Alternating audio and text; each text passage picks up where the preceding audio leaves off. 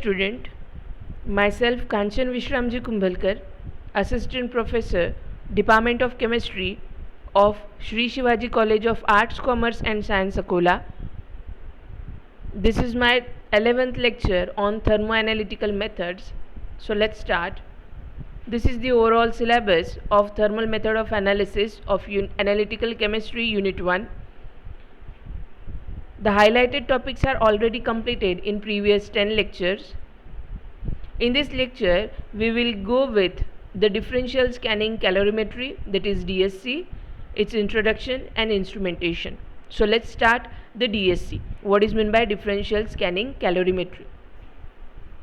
Differential scanning calorimetry, that is DSC, it is a thermal method whereby the energy necessary to establish a zero temperature difference between a substance and a reference material is recorded as a function of temperature or time when both substance as well as reference material are heated or cooled at a predetermined rate. In simple way, what is the DSC?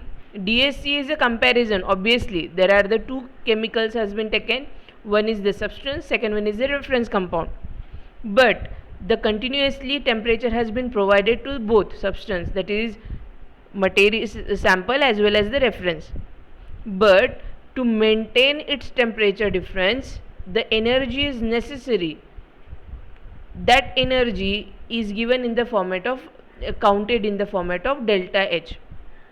In DSC, the relation or the graph has been putted in between the relation of delta H upon delta T versus temperature, or in simple way we can say that the DSC curve, the graph where the DSC curve has been observed, in that case on y-axis there is a delta H upon delta T, where delta H is nothing but a difference of energy in between the reference and sample, and on x-axis there is a temperature in Kelvin has been putting for that of the DSC.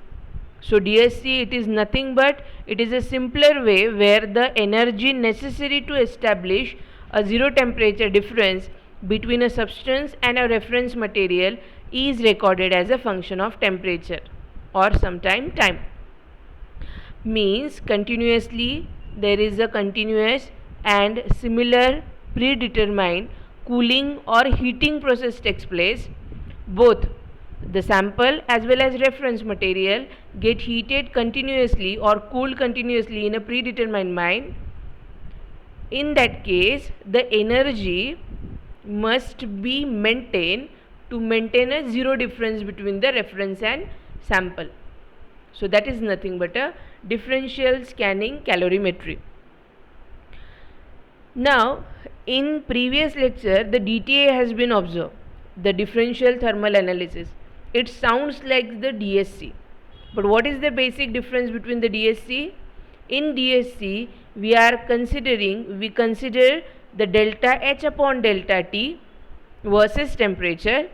But in a DTA, in a previous method, that is differential thermal analysis, that is DTA, we are observing the relation between delta T, that is a change in temperature, versus temperature. So in DSC, the relation is in between delta H upon delta T versus temperature, and in a DTA there is a delta T versus temperature has been put on y-axis and x-axis respectively. The DSC curve is recorded with the chart abscissa indicating the transition temperature. The area of peak measures the total energy transfer to or from the sample. The relative advantages of the DSC technique over DTA are summarized in table number 1. So table number 1 give the comparison between two techniques. First one is the differential thermal analysis, that is DTA, and second one is the DSC, that is differential scanning calorimetry. The basic concept or the basic difference between DTA and DSC is that in DSC we are measuring the delta H upon delta T, that is, it is related with the energy with respect to the temperature, and then it is compelled with that of the temperature in Kelvin. Means when you are putting a DSC curve, on y-axis we are putting delta H upon delta T, versus on x-axis temperature in Kelvin. But in a DTA, we are observing that in a differential thermal analysis, on y-axis the delta T is putting on y-axis, and on x-axis the temperature has been putting, and that gives the graph that is known as the DTA curve, that is differential thermal analysis. So this is the basic difference between the DTA and DSC result. So let's check out the another point. We differentiate the DTA and DSC, and on the behalf of which it has been observed that the DSC is considered as the predominant, or it is much more advanced technique as compared to the DTA. So in this 5 aspects has been get studied. First one is the size of sample, the amount of sample requirement. In a DSC, there is a 2 to 10 mg, this much amount of sample is required for the analysis purpose. In a DTA, about 50 to 200 mg of material has been required. Next, sensitivity of measurement of heat of transition. Means what? The instrument is, if it is instrument is very sensitive, then it detect a minute change also. If it is not sensitive at that level, then some changes cannot be observed by that instrument, cannot be detected by that instrument. So hence the sensitivity is much more important to record a minute difference in that of the reaction or in that of analysis. So sensitivity of measurement of heat of transition. In DSC, a few joule per mole can be get detected. Means if there is a decrease or increase in joule per mole, that much amount of energy heat transfer takes place, that is also get detected. But if there is a 0.5 kilojoule per mole, if this much amount of energy can be get differentiated or can be get transfer or absorb, then only the DTA curve showing the changes. Next one is the heating and cooling cycle. Because DSC having a programmer, so the program heating and cooling possible, both the process, that is increasing the temperature as well as the decreasing the temperature, and that has been get programmed by programmer which has been installed in a DSC instrument. But in a DTA, there is no such type of advanced technique is available. There is a generally programmed heating can be takes place, but cooling is not possible. Next one is the second order phase transition. It can be observed with the sample size of 200 mg. In DTA, it is not observed. There is no any second order phase transition. You cannot check out the second order phase transition by considering the DTA techniques. Next one and the last one is the specific heat measurement. In specific, by measuring CV or CP, the specific heat can be measured by using DSC is an accurate result, but DTA cannot measure accurately. So hence it has been observed that the DSC is considered as a much more convenient, much more advanced technique as compared to the DTA. So next point is that of the instrumentation. A block diagram of a DSC instrument is shown in a figure. Next figure. This instrument work on the temperature control of two similar specimen holders in a specimen holders assembly. So let's check out the instrument which has been shown in the block diagram. Now in this case, this instrument, this is the block diagram of a DSC instrument. This instrument work on the temperature control of two similar specimen holders in the specimen holders assembly. In this, the left half,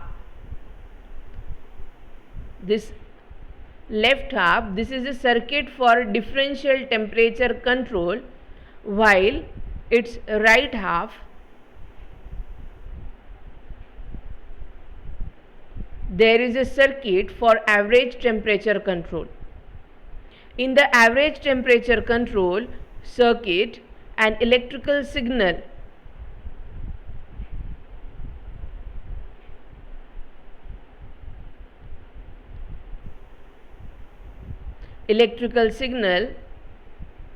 which is proportional to the dialed temperature of the sample and reference holder, which is generated through the programmer.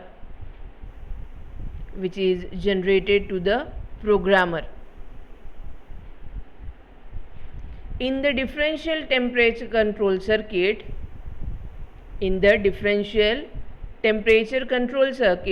signals representing the temperature of the sample and the reference.